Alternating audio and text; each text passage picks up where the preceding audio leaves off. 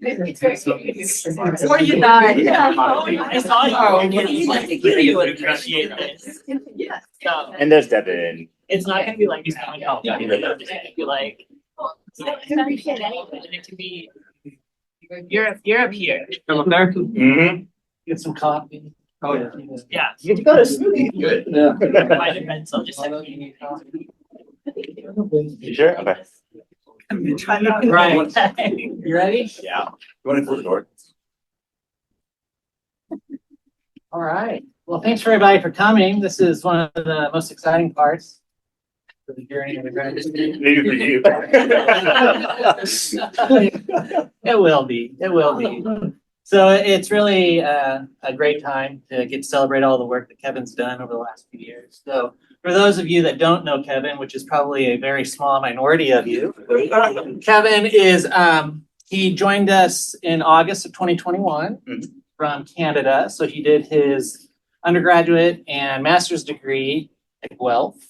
And then he has been here in Ohio for the last 3 years, focusing on this area of research, looking at primarily sort of the textural differences between plant and animal-based, protein-based foods, in this case beverages, and then relating that back to oral tactile sensitivity and identifying sources of variability in texture perception.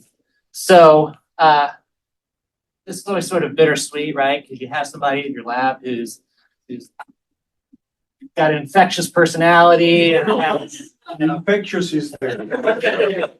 You know? see them move on past their, through their journey and onwards. So it's an exciting time. I want to thank Kevin for being a great lab person and really contributing to the benefit of the lab and the things that we do there. So I'm going to turn it over to Kevin and let him talk about the things that he's done over these last 3 years. And then we'll open it up to questions. All right. Otherwise, Kevin, it's all you. Awesome. Thank you, Chris. And thanks everyone for coming to my events today. So I'll be sharing some of my research, as Chris mentioned, that I've been conducting for the past 3 years, titled Comparing Textural and Mouthfeel Characteristics of Plant and Animal-Based Beverages, relating them back to oral tactile sensitivity. So I'm sure that many of you guys are aware that there's been this recent shift towards consuming more plant-based foods.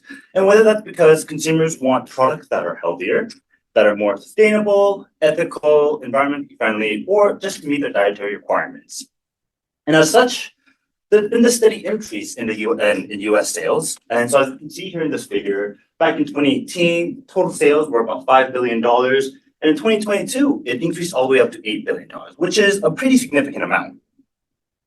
So with this growing interest and consumer demand, there's been a wide range of products being developed. For example, whether they're plant-based milks, these plant-based meats, ice cream, yogurt, you name it. However, despite this growing interest, there's still hesitation from consumers to fully adopt these products over their animal-based counterparts. And that can be due to a variety of reasons. But one in particular is that when we replace these animal-based proteins with these plant-based proteins, there can be changes in the physical and chemical properties, which can have an impact on the sensory characteristics, whether that's aroma, taste, flavor, or even texture, which can have a significant implication on consumer acceptance and liking. And so for my research, rather than looking at all the different sensory modalities, I'm only going to really be focusing on texture and mouthfeel. And the reason that we're going to be focusing on that is because in addition to taste and flavor, texture actually has a very critical part in driving product acceptance / food aversion. And consumers have specific textual expectations when it comes to food and beverages. And when these expectations are not met, food is rejected. So that's actually what we think is happening with these plant-based beverages. You, as consumers, when you go to the grocery store and purchase these plant-based products, you're expecting very similar properties, sensory properties to these animal-based counterparts. So imagine you're at a backyard in the summer, you're at a barbecue, and you take a bite into a burger, but you're met with this dry, pasty, mushy, plant-based patty, when you're expecting a very juicy and tender burger. And I highly doubt you're going to want to take another bite. So clearly, texture has a critical role when it comes to consuming food. However, despite how important texture and mouthfeel are when it comes to these products, it's actually vastly understudied in comparison to other sensory modalities such as aroma and taste, as well as flavor. And so that's kind of where my research comes in and what I'm really interested in. So for my overall aim for my dissertation, I want to investigate how the textural and mouthfeel properties of these plant-based products differs from their animal-based counterparts. And more in particular, we were really interested in these plant-based beverages, mainly because of how important these plant-based beverages are in the plant-based food sector. As in the previous slide, we show that they actually have the highest value out of all the plant-based products. So for objective one, for my research, we want to characterize the specific textural and mouthfeel differences between these plant and animal-based beverages. So anecdotally, we know that these two different types of products are different, but what are the specific differences and why are they different? So then another question is, how do we go about describing these differences? Well, we know that since texture and mouthfeel cannot be described by a single attribute, we need to create a list of terms, also known as a lexicon, that can be used to comprehensively characterize all these different textural properties of these beverages. And so that's where we can utilize our previously developed texture/mouthfeel lexicon wheel, where this actually includes all the various different types of textures and mouthfeel that you can perceive when you're consuming all different types of food, whether that may be a solid, liquid, or even a semi-solid. So we want to take a subset of these attributes that are only really applicable to these beverages that we'll be evaluating. To utilize this lexicon and evaluate our beverages, we decided to use a descriptive analysis panel, which was conducted in 3 different phases. So the first phase included a recruitment phase where we recruited various panelists that were graduate students from the food science department here at OSU.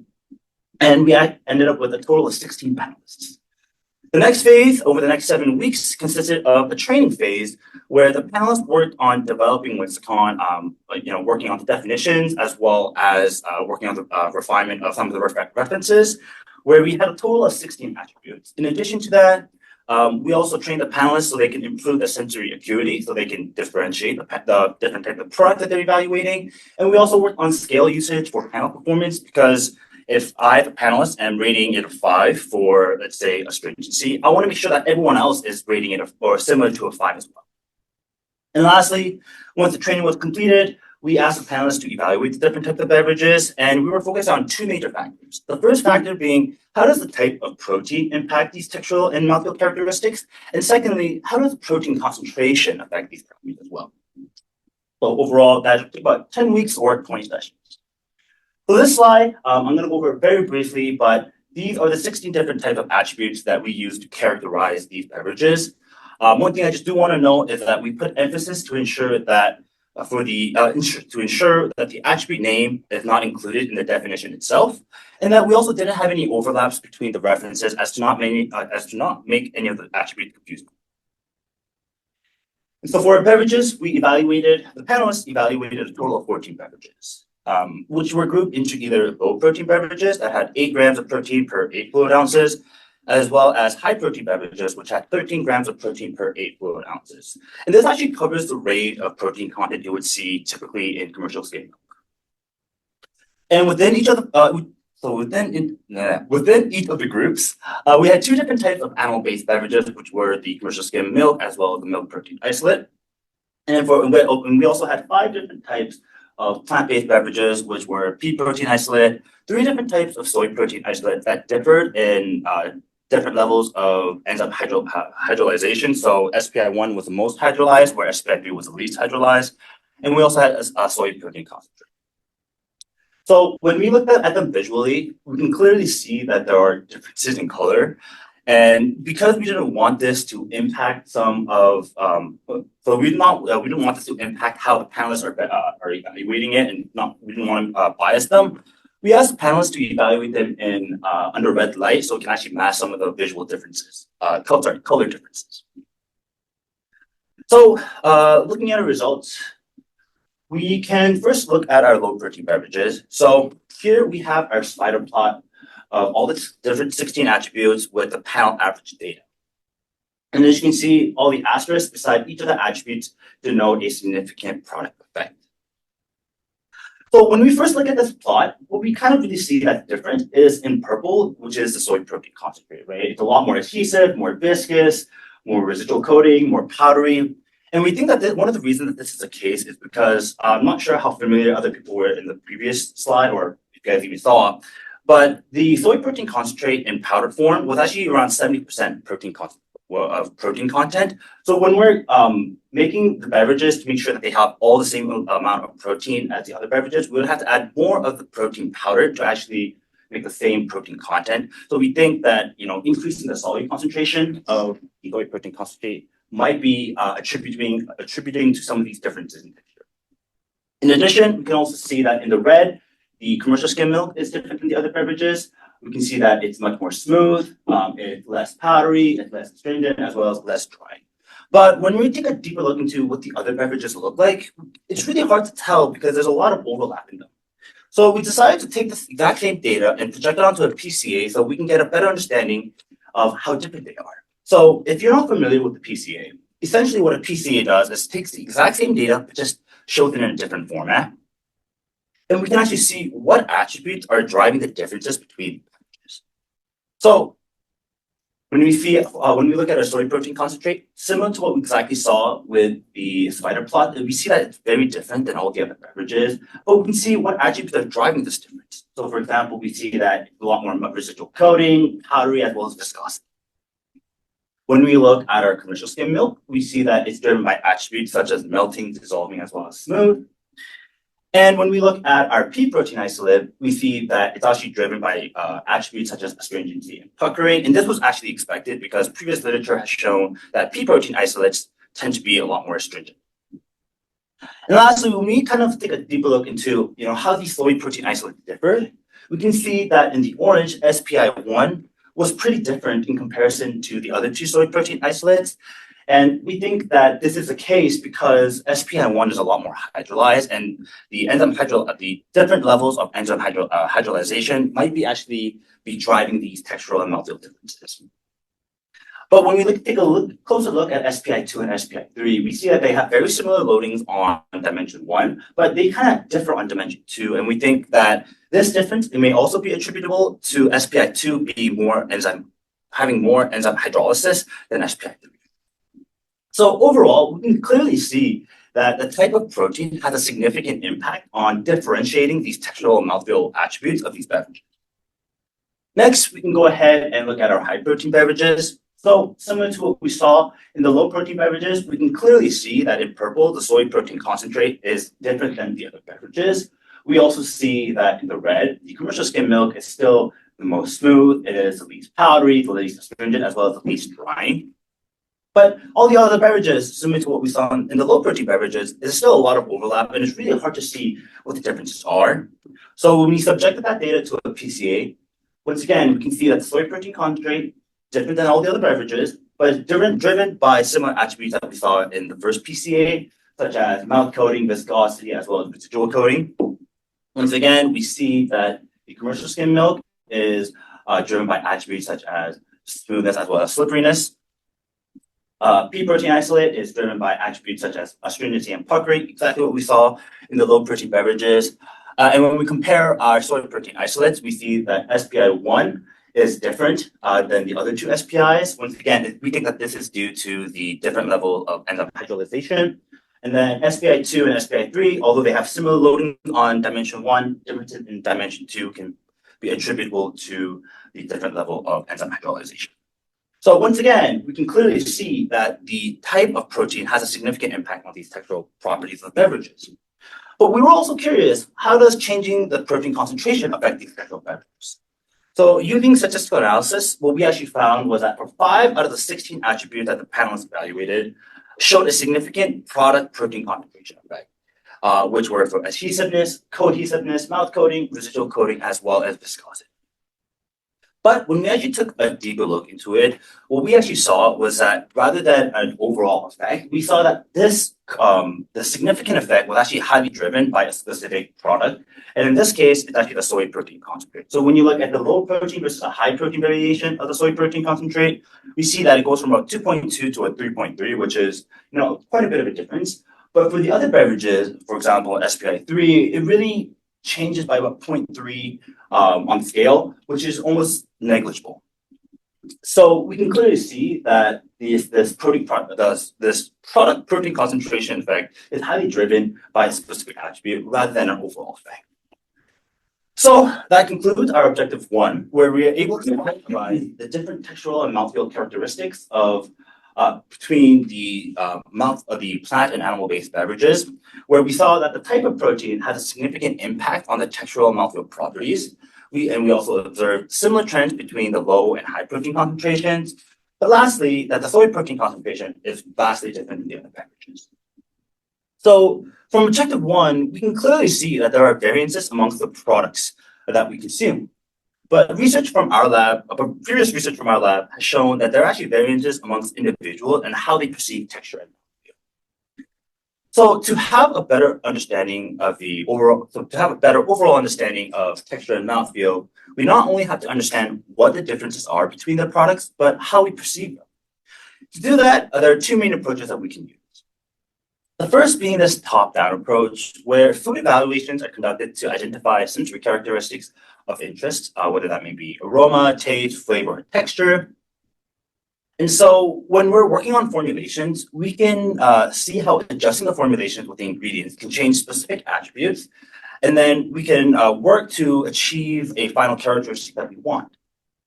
However, when we actually use this approach, we typically use average panel data, exactly what we did for objective 1. But this actually gives us little information or even no information regarding the textual perception variability amongst the panelists, nor does it give us any information behind the underlying mechanisms behind perceptions. And the reason that this is really important is because individual variability potentially contribute to a better understanding of how we perceive these sensations. And it could also influence how and it can also tell us a little bit more potentially about how consumers differ and how preferences for what I like in texture differs for what Dr. Jimenez might like for texture. So, so to look at I'm Mexican. So to look at a little bit more into this area of research, we can utilize a different approach known as a bottom-up approach, where we can really focus on the physiological and or psychological mechanisms that are responsible for processing these specific sensations. And so by understanding how we perceive these sensations, this can give better guidance to product developers on how to formulate more appropriately that's geared toward these specific sensations. And so the next 2 objectives for my research will focus on utilizing this approach to have a better understanding of why humans have differences in textual perceptions when consuming these beverages. However, that's not as simple as it seems, and that's because texture and mouthfeel are comprised of various complex, multidimensional, as well as multimodal attributes. And the perception of these actually arises from the activation of various mechanoreceptors. However, because of the complexity of the attributes, it's speculated that no single oral mechanoreceptor likely codes for a specific textual perception, but rather that combination of these mechanoreceptors are responsible. However, there's a lack of research looking at this field of research. Yeah, that was redundant. But because of this lack of research, we're not really sure of which combination of mechanoreceptors likely codes for a specific textual sensation. Hence, that leads us to objective 2, where I was more interested in relating texture and mouthfeel perception to various oral tactile activities. So objective 2 was executed in 2 phases, where in the first phase, we recruited 34 panelists and we asked them to evaluate texture of different beverages.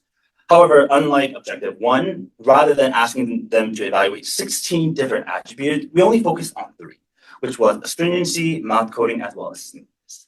And the reason that we focused on these 3 is because results from objective 1 showed that these 3 attributes had the most amount of variation amongst the different products that we evaluated.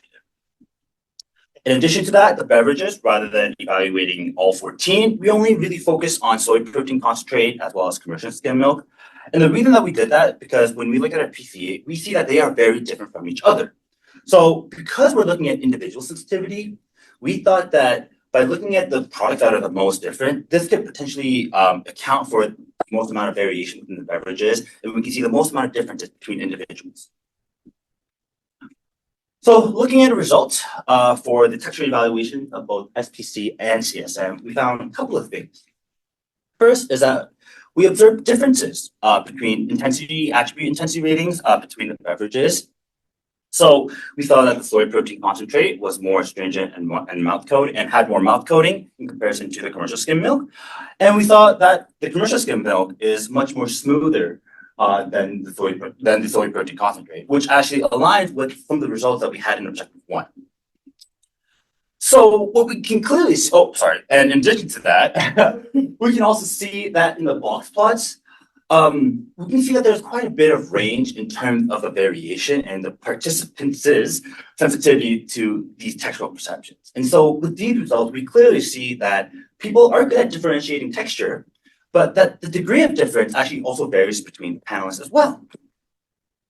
For the second phase of objective 2, we asked the same panelists to come back, but instead of evaluating texture of these beverages, we asked them to evaluate 4 different sets of oral tactile stimuli, which were roughness, punctate, thickness, as well as grittiness. And we did this because we want to have a better understanding of how people's sensitivity to various tactile stimuli differ. And so for within each of the sets, we had 5 different strength levels of each stimuli. So to go into our first stimuli, which was our roughness stimuli, we create these roughness bars using epoxy molds. And what we would do is we would give them to the panelists and we would ask them to rub the roughness bars back and forth 3 to 5 times on different surfaces. So we asked them to rate it on their tongue as well as their rugate. And if you're not familiar with what your rugate are, it's basically those bumpy ridges on the roof of your mouth, the front half of the roof of your mouth. And then after they would rub it back and forth, we would ask them to rate the intensity of the roughness of that stimuli. So for our results, we observed a few interesting things. First was that on average, with increasing stimuli strength, panelists on average perceive the stimuli to be more intense in roughness, whether that was for both the rugate or the tongue.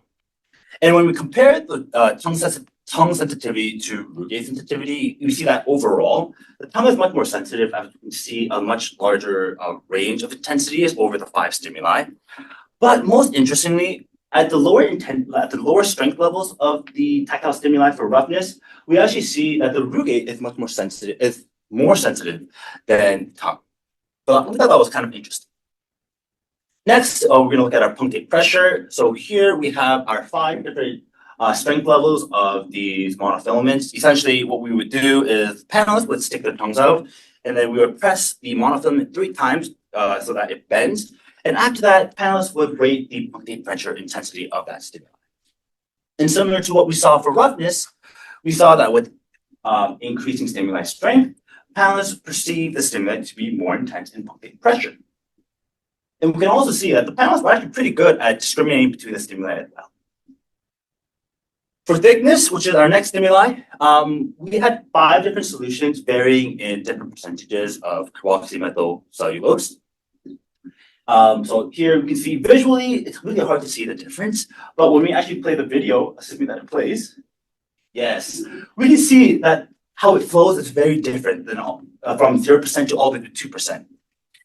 So what we would do is we would place 10 milliliters of that solution in the panelist's mouth and they would swirl it around. And as they're swirling around, they would rate the thickness intensity. And when we look at the results, overall, panelists were actually really good at differentiating between the stimuli. And with increasing stimuli strength, panelists perceive the samples to be more thick. And lastly, we had our goodness stimuli. So we had 5 different diameters of aluminum oxide media. Essentially, this is almost like putting sand in your mouth, if you want to kind of visualize with me. So they would place around 0.1 grams of the sample into their mouths, and then they would swirl it around, and they would move it around for 3 seconds, after which they would, not the most pleasant, but they would move it around, and then they would rate the goodness intensity of it. And similar to what we saw for all the other stimuli, we saw that with increasing stimuli strength, panelists gave it stimuli to be more intense in grittiness. So for the first phase of our objective 2, we saw that there were variability within the panelists' texture perception of the beverages. And in the second phase of objective 2, we saw that the panelists were sensitive to these various tactile stimuli and that they were pretty good at discriminating them. So then we were really curious, is there a relationship between the two? So what we looked at was the individual attribute intensity of the beverage with the highest amount of variability. In this case, we chose attribute range, and then we correlated that to tactile sensitivity, which we measured as area under the curve. And when we did that, we saw a few interesting correlations. So first, we saw that there was a significant positive correlation with rugae roughness sensitivity and astringency perception. Next, we also saw a moderately significant correlation between tongue roughness sensitivity and astringency perception. And the correlation was actually expected because a subquality of astringency includes roughness as an attribute. And so if you think about it, if you're more sensitive to perceiving roughness, you're more likely to perceive higher intensities of astringency within that beverage. Next, we also found a significant positive correlation between thickness sensitivity and mouth coating of commercial skim milk. And this also made sense to us because the definition for us that we used for mouth coating was the cloying sensation of the product coating the oral surfaces. So if you're more sensitive to thickness, as a product is thicker, you're more likely going to increase, it's more likely going to increase the persistence of the fluid remaining on the oral surfaces. Hence, you would perceive an increased mouth coating sensation. Next, and more interestingly, we actually found a significant positive correlation between tongue roughness sensitivity and mouth coating sensitivity. So this actually was a correlation that we weren't expecting at all. So we actually don't have that much insight to why this is the case, but this definitely warrants further research. But in addition to that, this really goes to show that texture perception is very complex, and this research isn't as simple as it seems, because we're not really sure of why tongue roughness sensitivity has correlated with mouth coating, but there is some kind of relationship there, but we just have to figure out what it is in the future. And lastly, we saw a significant negative correlation between bitterness sensitivity and smoothness perception, and this actually really made sense to us as well, because the definition of smoothness is the absence of particulate matter. Hence, if you have a heightened sensitivity to bitterness sensation, you're perceiving the samples to be more particulate or to have more particulate matter in the beverages. Hence, you would perceive it to be less smooth. We also observed a marginally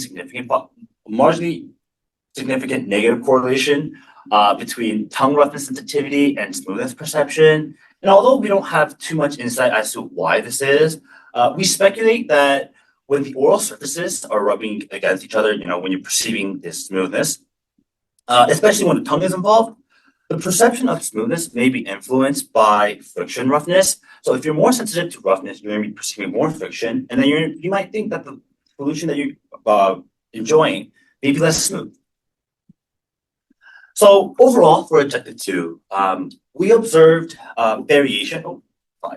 We observed variation in sensitivity to various oral tactile stimuli, and we correlate that with the perception of texture and mouthfeel attributes inherent to these beverages. And these findings really underscore the intricate interplay between oral tactile sensitivity and texture perception. And to note that no single oral mechanoreceptor likely codes for a specific texture perception, but that somehow a combination of these oral mechanoreceptors likely do. And so with that, we have a better understanding of how tactile sensitivity may subserve how we perceive some of these sensations. But what I was really curious about was to take a deeper dive into potentially additional mechanisms of how we perceive these textures in the beverages. Which leads me to my last objective, which was to investigate the role of TRPA1 and TRPV1 in astringency perception. And so one of the reasons why I was really curious about this is because astringency, for the most part, can be a negative driver of liking in foods, particularly in these plant-based beverages that we evaluated. And so through previous research, they've actually found they've identified certain compounds, specific compounds that are known to elicit astringency, whether that may be some polyphenols, some acids, or even some acids, or even some salts. However, the mechanism of which astringency is perceived is actually not as well understood. There are 3 proposed mechanisms that people have found, or people have researched in in previous literature, where the first two mechanisms really involve the interplay between these astringent compounds and specific proteins in the saliva. They would interact with them, bind, aggregate, precipitate, and when they precipitate, that would affect the lubricity of your saliva, hence inducing that astringency perception. However, what I'm much more interested in is this third and more recent theory, where they propose that these astringent compounds bind and activate specific channels known as transient receptor potential channels. And more specifically, that they bind and activate to TRPA1 and TRPV1, which are receptors or which are channels that are highly associated with the burning sensation of mustard oil or wasabi, for example, in TRPA1, or the burn when it comes to capsaicin in chili peppers, which is TRPV1. Well, now one of the unique features of these TRP channels is that they can undergo a phenomenon called desensitization where following a high exposure to a stimulus result in a reduced intensity of the sensation upon subsequent exposure/application. And since the activation of these TRP channels via astringent compounds have only been really shown in vitro, we were much more interested to see how is that even possible in the oral cavity. And so we want to utilize desensitization to see if TRP channels do play a role, because in theory, if they do, desensitizing these TRP channels would result in a decreased intensity of astringency perception in compared to a control condition where the TRPV1 receptors are known. So to execute this experiment, we conducted over 2 different sessions. So in our first sessions, we had 37 panelists come, and we had to train them on how to evaluate astringency. And once they were comfortable with that, we would split the groups into 2 different sections, where in the first section, this treatment group received a treatment of mustard oil desensitization just to target their TRPA1 receptors. So essentially, we would paint half their tongue with this mustard oil solution and the other half of the tongue with just water as a control. And then the other half of the group got the capsaicin treatment, where we would paint half of their tongue with this intense capsaicin solution, and the other half of the tongue would also be just water. So they don't mind it. They keep coming back. All you know. They keep coming back. So essentially, once we have deemed them desensitized, we would administer 4 different astringent stimuli. So we had 2 different types of polyphenols. We had a salt as well as an acid. And then we would ask them to evaluate the astringency of these stimuli using 2 different methods. So the first being an alternate force choice test, where panelists would tell us whether the left side of the tongue or the right side of the tongue was more astringent. And in this case, they had to choose. So even if you thought that both sides were similar in astringency, you still had to choose. And the next task we asked them was to rate the actual intensity of that astringency. And in this case, if they did really perceive it to be similar, they can give us the same intensity. Then we had a 1-week washout period, and after which they would come back and they would switch sessions. So if they originally got the mustard oil in the first half, they would get capsaicin treatment in the second half, and vice versa. If they got capsaicin in the first half, they would get mustard oil. And then once we would deem them desensitized, we would do the exact same thing where we would give them 4 astringent stimuli, and then they would evaluate. So let's look into our results. So to focus on the TRPA1 receptors, or in this case, the TRPA1 results, which was treated with mustard oil. When we look at our 2 AFC results, the way that we kind of look at it is that the red line is line of significance. So anything touching that or above that would mean that there's a significant effect. And we can clearly see that for all the 4 stimuli, there was no significant difference. And when we look at our intensity of results, it actually reflects what we saw in our 2 AFC, where there was no significant difference between between the control and desensitized side of your tongue. So these results really tell us that astringent compounds don't necessarily bind and activate these TRP channels when it comes to astringency perception. Next, we can look at our TRPV1 receptors that was associated with the treatment of capsaicin. When we look at our 2AC data, we see that for tannic acid, panelists actually a significant amount of panelists perceived that the desensitized side was actually more stringent than the control. And although the other 3 stimuli were not significant, we can see that the trends are still the same, where more panelists perceive the desensitized side to be more stringent. However, when we look at our intensity data, we actually don't see that those results are reflected. And we were thinking, why is this the case? Well, when we think about it, the discrepancy between the two AFC data and the intensity data actually may be due to the different cognitive strategies that you use when you're evaluating these, when you're using these methods. And previous research has shown that the two AFC is a lot more sensitive at detecting nuanced differences where in comparison to the intensity data. So we think that's actually why we saw significant results for the two AFC, but not necessarily the intensity. However, when we actually take a deeper look into our two AFC data, what we actually saw was opposite of what we thought was going to happen, right? Because if trip channels really do have a significant role when it comes to astringency perception, desensitizing trip V1 receptors should have, in theory, decreased astringency perception, but we saw the opposite result. So why is this the case?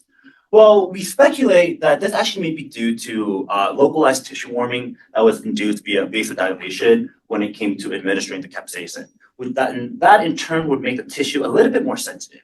And so when you're rubbing your tongue against the rugae when you're assessing astringency, you might be thinking, hey, it's a little bit more rough. Hey, there's a little bit more friction. Maybe we think it's more astringent because we had to. The panelists were forced to choose a side, so they would choose that desensitized side to be a little bit more stringent. But overall, these results actually really suggest that TRPV1, that these astringent compounds do not necessarily bind and activate TRPV1 when it comes to astringency perception. So overall, for objective 3, that we found that when we desensitize TRPA1 and TRPV1, it did not result in a decrease of astringency perception in comparison to a controlled non-desensitized state. And our findings challenge the notion that trip channels play a pivotal role in astringency perception. So that actually concludes all of my 3 main objectives for my dissertation.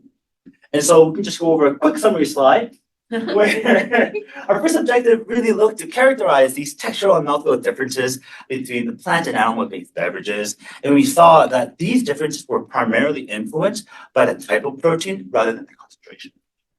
Our second objective looked to relate texture and mouthfeel perception to various oral tactile sensitivities.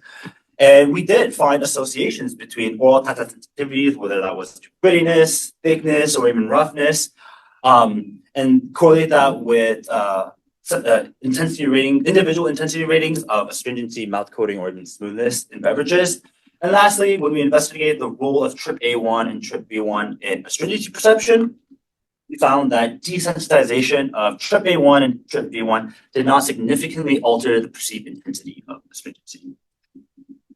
So I conclude my presentation. I would like to thank my PI, Dr. Chris Simons, for support, for one, taking a chance on me and allowing me to come to Ohio State. Yeah, thank you.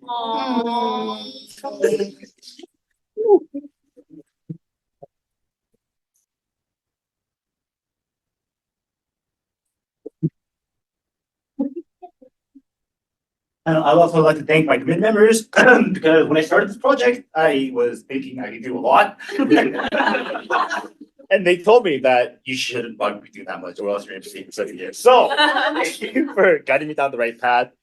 I would like to thank Simon's lab members because without them, I wouldn't have been able to test any of the tests that we did. Sorry. Good. And they were actually really my lab rats. All the disgusting stimuli that we tested, all the different intensity of capsaicin, as well as the muscular. So thank you guys. Lastly, I would also like to thank my panelists because without them, I wouldn't have any data. All my friends and family, whether you're back in Canada or from the US, thank you with all your support. I wouldn't have made it through, as well as the FSD staff members who helped me run my studies, especially Kelly as well as Peggy. As well as the funding, whether that was from EDM, USDA, or the IGP grant. Thank you.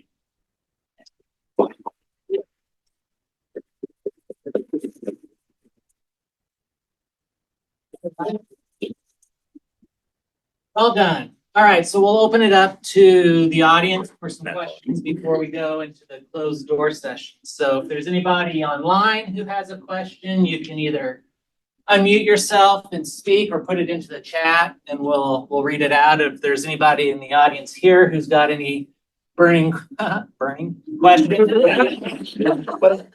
feel free to jump in. Not you guys yet, but. Yes, Lydia.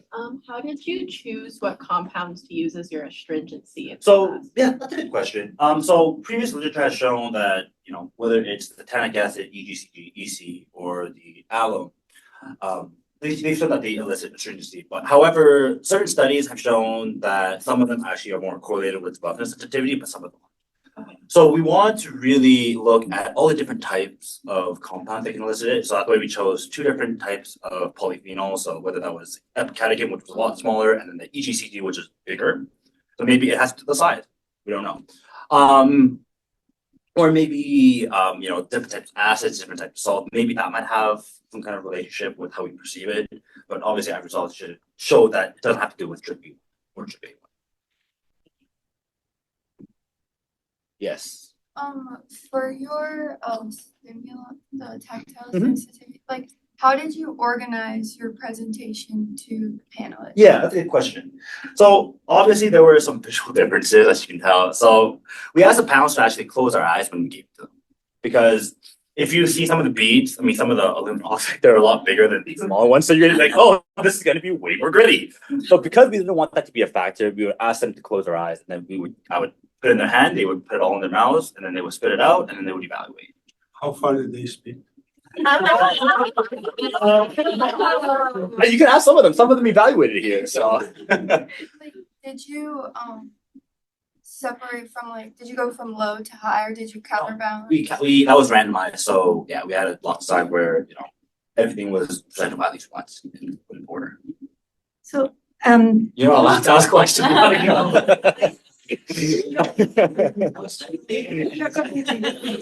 so now I will ask how. No, very simple question.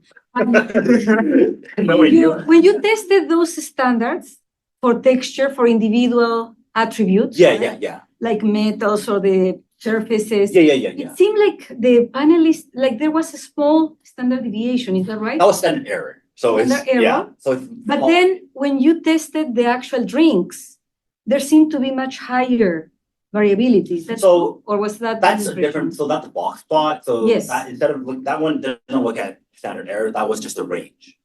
So that one we're looking at specific Well, range. but that's why, because you presented them in different Yes, ways. that's true. I am asking you. That's true. No, Was that's it valid. much higher variability or was it kind of similar? I would say, I mean, they all, yeah. So depending on the stimuli, they were different variability. So for example, if you look at the thickness stimuli, like people were very, very consistent. But when it came to some of the grittiness stimuli, some of them, especially the gritty ones that are really big, some people perceive that to be really, really high in intensity. That we're asking, or you're asking specifically about the variability. Well, more like when I was looking at how people perceive differently the drinks, right? I was thinking if it's because how much is there individual to individual variability versus within an individual variability, right? I don't know, maybe one day I'm happier and I don't know, I don't feel the astringency as much. Yeah, that's completely valid. And so that's a valid question, and that definitely will have an effect, right? So we try to evaluate everyone within the same day for the beverages because we want to control it. If you're perceiving it that one day, we're trying to keep it consistent for everyone, so everyone's evaluating the same day. That makes sense? Is that not answering your question? Well, it makes sense that you are kind of having a controlled design. Yeah. Right? But each approach would have different types of advantages. Yeah, that's fair. I mean, even the way that we evaluate them. So for the tactile, they were the stimuli that had to be one-on-one sessions. So I would be mostly one-on-one. But where the beverages, they were in the SEC, so 10 of them would come at a time. So I mean, in theory, that's also a different environment where they're evaluating as well, and we kind of control for that in hindsight. But is your finding that most people kind of noticed in the same way the increases in a particular stimuli? for the most part, for the yeah, most for the part. most part, on average, yeah. Mhm. And so in theory, the type, I didn't go into the details about this, but the type of scale they used was known as like a GLMS. So it's supposed to give absolute ratings. So, you know, it's labeled from like weak to like most strongest imaginable intensity. So by using those references, you in theory should be giving the same intensity for every session, in theory. Thank you. Yes, Rolando. So you work with skim milk and other things. Have you worked with whole milk or a chocolate-based beverage? Will you have included different attributes, or they should remain the same as you included with the fat-free products?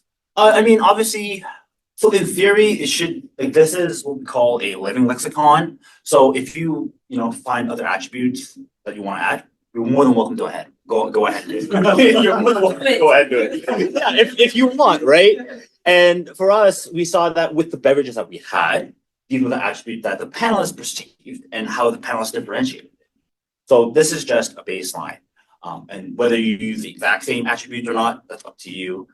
Even different panels, like, whether I do it here or people, somewhere in Europe, they might have a different definition for the same attribute, right? But then essentially, assuming that they have the same references and the same definition, whether they're here or they're in Europe, they should be evaluated the same.